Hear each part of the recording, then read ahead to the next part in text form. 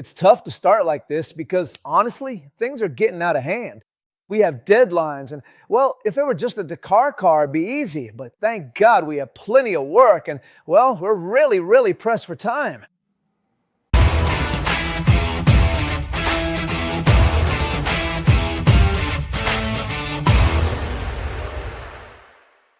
So, anyway, we got to the shop, saw Ruko, and our mood instantly changed.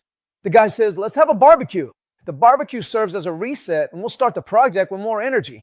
Let's see where we are and how we're going to keep moving forward. But the goal is to finish. We're going to go for it, and that's that. Well, then Marta sent us the paint, the Mega Gloss from Jotun. We did the paint mixture. Remember that, with polyurethane, you have to get the dosage just right so that I'll explain it like this so you understand, because some people know this, some don't. But I'll explain it for those who don't know. Polyurethane is a two-component paint. That takes a component A and a component B. No, we're in the B League. We're in the B League.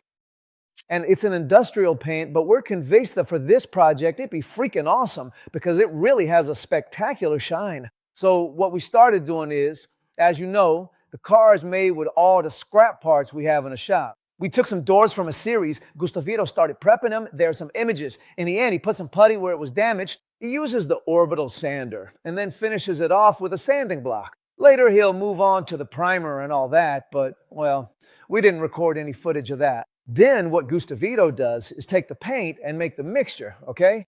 You have to be aware that with polyurethane, you need the exact dosage. So that's why what he does is weigh it. He doesn't go by volume, but weighs it instead.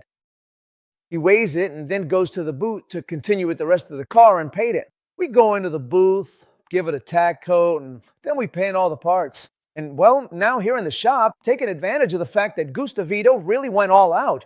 He worked the least amount of time, but made the most progress because he really did a ton of things. The guys are going to give me a hard time and say, no, how can you criticize us? Well, it is what it is. Gustavito painted a lot of parts for us. He painted the bulkhead, he painted the seat box, he painted part of the front and so on. But the main thing, what we needed, was to install the bulkhead. Why? Because honestly, we hadn't made much progress and we wanted to show you some change. So we put in the bulkhead, which we just finished, but the main reason is this, because all the Defender's mechanics are attached to the bulkhead, and without this, we can't move on with the mechanics.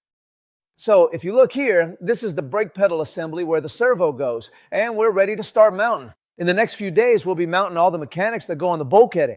Riquito did a spectacular job with the chassis. If you look, he's already mounted all the suspension arms, coils, shocks, which are the ones that come initially. We're going to test these, though we know they won't work for the Dakar. There were already people in the comments saying, oh, you're taking this to the Dakar? No, we're not going with this. But we want to show you the difference between an original shock, an original suspension, this one, and then one with a remote reservoir. There's a huge difference, but if we don't show you, you won't know. Then we also have the braking system. Ruquito did a restoration of the brakes. And you'll see in the time lapses that the guy will put together, he'll be editing them, you'll see how Ruko mounts all the hubs, and we have the step-by-step of how it's done. Okay? We have the brakes, metal hoses. This is a +2, +5. For what? So that when we do the conversion to lift the suspension, we already have the metal hose ready to go. Well, one thing that's essential for you to know, because honestly, we're doing this project to tell our Dakar adventure story, and we don't want this to be seen as the kind of work we usually do. We do restorations with work that's honestly damn good. We do it as best as possible, and this type of work is like doing something. I won't say just to get by. It's a well-done little job, but it's not our 100% or even our 70%, you know? It's something meant to take a beating, so I want that to be clearly distinguished.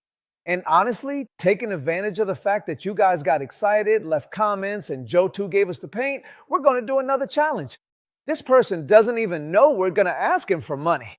So the idea is as follows. We're going to tell Jose from Cano Concrete, we're going to do this. We're going to say, Cano, Cano, Cano. Cough up the cash.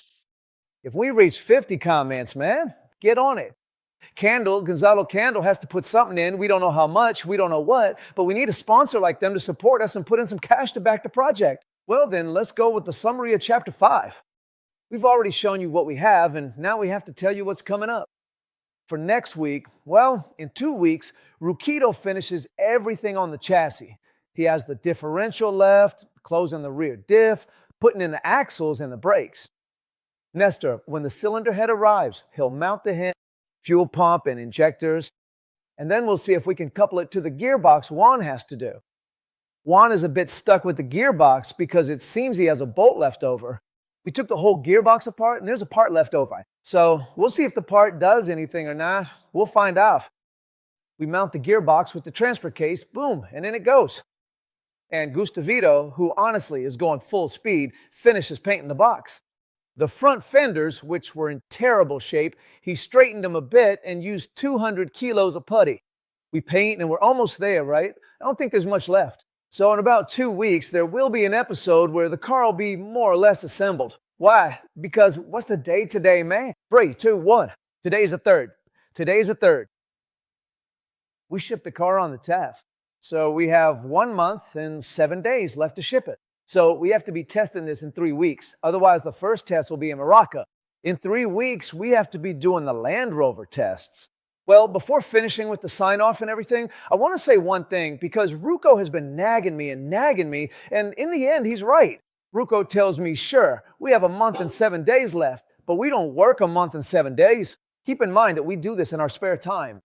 Spare time, after we finish, we put in 2 or 3 hours. On Saturdays, we come for a bit, and sure, that's what's left. In the end, if you think about shop hours, what could we have left, Ruko?